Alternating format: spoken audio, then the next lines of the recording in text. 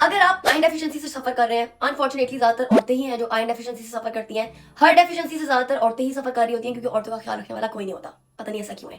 खैर, अगर आप आयरन डेफिशिएंसी से सफर कर रहे हैं तो आप अपनी आयरन डेफिशिएंसी को क्योर कर सकते हैं विद इन अ मंथ, सिर्फ और सिर्फ इन 2 चीजों को ऐड करके अपनी डाइट में।